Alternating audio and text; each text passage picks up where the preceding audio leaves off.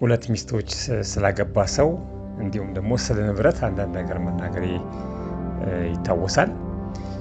ዛሬ ደግሞ በጣም አስፈላጊ የሆነ ብዙ ጊዜ በፍርድ ቤት አካባቢ ስለሚነሳ ሁለት ጉዳዮችን ብቻ ትንሽ ሰፋ አድርገን ካለፈው ከትናንትናው በተሻለ ሁኔታ ሰፋ አድርገን ለመነጋገር እንሞክራለን። አንደኛው ነገር ብዙ ጊዜ አከራካሪ የሆነ ፍርድ ቤት የሚቀርብ ጉዳይ የፍትሐ ብሔር ሕግ ቁጥር 1179 የሚለውን አንቀጽ በተመለከተ ነው።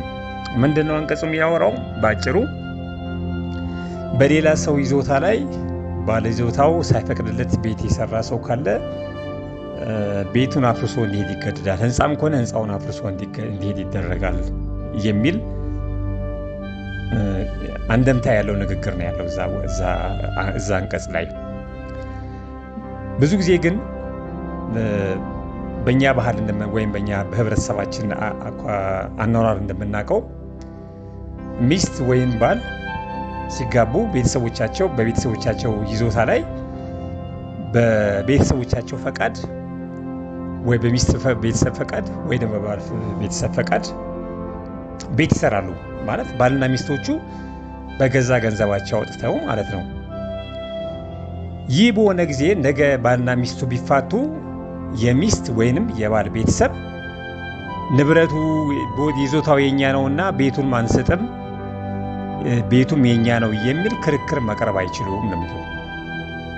ለምን ቢባል ፈቅደውላቸው የሰሩት ቤት ስለሆነ ምንም እንኳን የቤቱ ይዞታ የሚጠራው ቤተሰቦቻቸውን ቢሆንም እንኳን ባልና ሚስቱ የገዛ ገንዘባቸውን አውጥተው ገንዘባቸውን፣ ጉልበታቸውን፣ አቅማቸውን አዳብረው የሰሩትን ቤት ነገ ስለተጣሉና ስለተፋቱ ብቻ ቤተሰቦቻቸውን መውሰድ አይችሉም በሚል በሕግ ጥበቃ ይደረግለታል ማለት ነው። ስለዚህ የሚስት ወይም የባል ቤተሰቦች ቤት በሚሰጡበት ጊዜ ወይም ይዞታ በሚሰጡበት ጊዜ የሚሰጡትን ይዞታ አስበውበት አቅደውበት መሆን አለበት። እነሱ ከሰጡ በኋላ ቆየት ብለው ወይ ልጆች ወይ ሌላ የቤተሰብ አባል ወይም ቤተሰቦች ራሳቸው ቤቱን ልቀቁልን በማለት ክርክር ማድረግ አይችሉም ነው የሕጉ አንዱ እንደምታ። አንደኛው ጉዳይ ይሄ ነው። ሁለተኛ ጉዳይ ደግሞ በኢትዮጵያ ሕግ ጋብቻ ሳይኖር እንደ ባልና ሚስት የሚኖሩ ሰዎች የንብረት ጉዳያቸው እንዴት ይመለከታል ነው። ብዙ ጊዜ የሚባለው ምንድነው? አንድ ሴት ከአንድ ወንድ ጋር 3 ወር ቤቱ ከኖረች ንብረት መካፈል ትችላለች ምናምን የሚል ህብረተሰብ ውስጥ የተለመደ አነጋገር አለ። ሕጉ ግን እንደዛ ለሚናገረው ሕጉ የሚናገረው ጋብቻ ሳይፈጽሙ እንደ ባልና ሚስት የሚኖሩ ሰዎች ወይም ወንድና ሴት ግንኙነቱ ነገ የሚፈርስ ቢሆን ግንኙነቱ ነገ የሚቆም ቢሆን ሴቲቱ 3 ዓመት ከቆየች ንብረት የመካፈል መብት አላት። በጋብቻ ውስጥ የተፈራውን ንብረት የመካፈል መብት አላት ነው የሚለው። ግን የመካፈል መብቱ የሚመነጨው ግንኙነቱ 3 ዓመትና ከዛ በላይ የቆየ ከሆነ ነው። ከዛ ያነሰ ከሆነ ግን የንብረት መካፈል መብት አይሰጥም በማለት ሕጋችን ይደነግጋል።